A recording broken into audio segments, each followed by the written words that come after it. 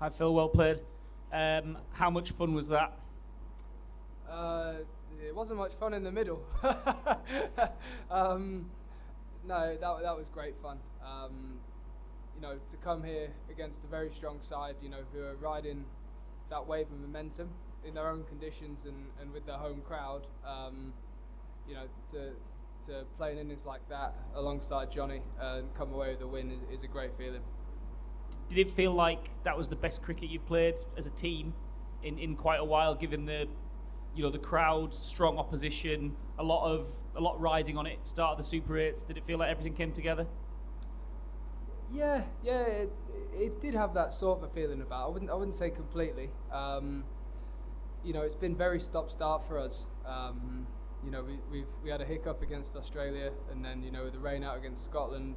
It's been a real topsy-turvy start. It didn't really feel like we've played much cricket up to this point. But yeah, I feel like in tournament cricket you need a bit of confidence and momentum at the right time, and you need it to keep building. So to get a win against the hosts tonight gives us the first push in that direction. And looking back to when you were last here, there's something about this West Indies team, isn't there, that brings out the best in you? Yeah, Darren said that to me. I don't know. I don't know what it is. Maybe I match up well against him. Maybe you could probably argue I'm slightly more conservative in the power play against him. But I'm not sure what it is, but I'm just pleased to come away with a win. Phil, you mentioned on TV that Johnny had speaking to you when that tough bit in the middle. What was he saying to you out there? Oh, it was more about me batting through. Once Josh got out, I was always going to sort of play the anchor role, especially when we sent Mo in as a lefty. I think it was about me just batting through that period and waiting for my time to strike. And obviously Shepherd coming back from that end was my time to pull the trigger. Did you decide in advance that was the over to go, or what made it the over? In the back of my head, I did. I didn't vocalise it to Johnny. I didn't want him to say no. But I feel like they've got such good spinners and they bowled really well through the middle. I feel like the first sniff I got, I had to sort of take that chance. Matt, George, and then Matt and then Chris. Phil, could you tell us a bit about the work you've done with Pollard on how to approach a run chase?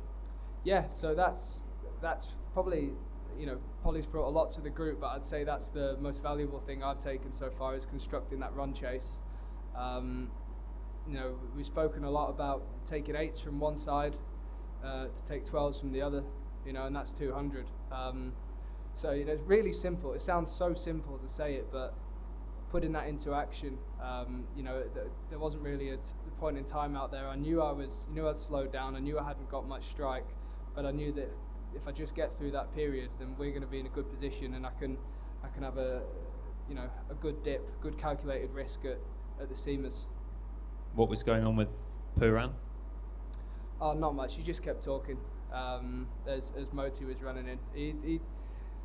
I'm not sure if it's some sort of mind game, but he was doing it very late. I just asked him to stop. Nothing big at all. And just sort of more generally, is that an innings you could see yourself having played a few years ago? Because it felt like relatively recent for you to sort of have that approach of sucking it up through the middle and taking your medicine. Yeah, it's probably one of those things that the more you play, the more you feel secure in yourself and your game. It's probably one of those things that you feel more confident to do. Now I feel like if you're new to a side, you're thinking, oh, what if I get out now? I don't want to get out now. But I feel once you're a little bit more settled, you can sort of play that role and sort of take the onus on your own a little bit more. George? Well played.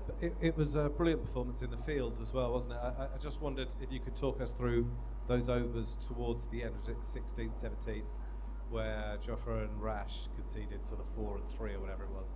It felt like a bit of a turning point in the game. Yeah, out on the boundary it did. That breeze, although it didn't feel a lot in the middle when I was out on the big edge, whenever the ball went up, the wind just kept pushing it, and I knew that at any point if they started getting a couple towards my side, then we could be chasing, possibly 200. So I think from Jofra and Rash, that's you know, it's really experienced, skilled bit of reading the game and then the execution. You probably would have settled for 180 at the start, though, wouldn't you? I mean, it was 218 the other day, the score here. What would you think might have been par? No, I think we bowled really well. Coming here for the first time. I think 180 we would have taken, definitely.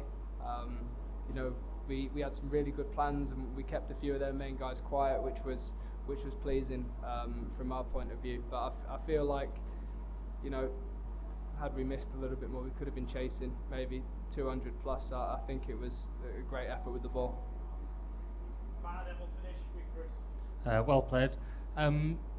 When you won the World Cup in Australia 2022, you had a bit of a stop-start. Similarly, the defeat against Ireland, rain against Australia, and then got on a roll. Does this feel similar in any way yet? I don't know if you can compare the two, but it's definitely the first step in that direction. I've already said in tournament play you need, you know, a bit of luck at the right time, and you need to build your momentum and confidence. And I feel like that's the first step in the right direction. And does this in any way feel like you've put to bed the troubles? I know you didn't play in India, but as a team, as a white ball outfit, it's like a statement victory that puts to bed all that came last year? I don't know really. Just from my point of view, I'm just turning up playing cricket. You know, I'm not thinking about, you know, that sort of stuff. It's gone. I don't know.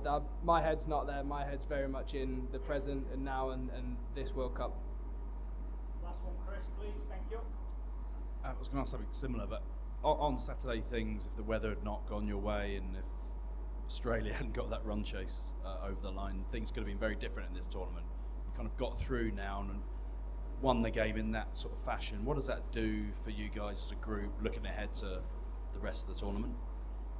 I think firstly it's a bit of you're going to get bored of me saying confidence and momentum, but it's a bit of confidence playing on this ground, knowing the conditions, knowing the dimensions, the wind, everything like that. And you know, it's just I'm going to be so boring it, but it's just the first step in the right direction and getting that momentum.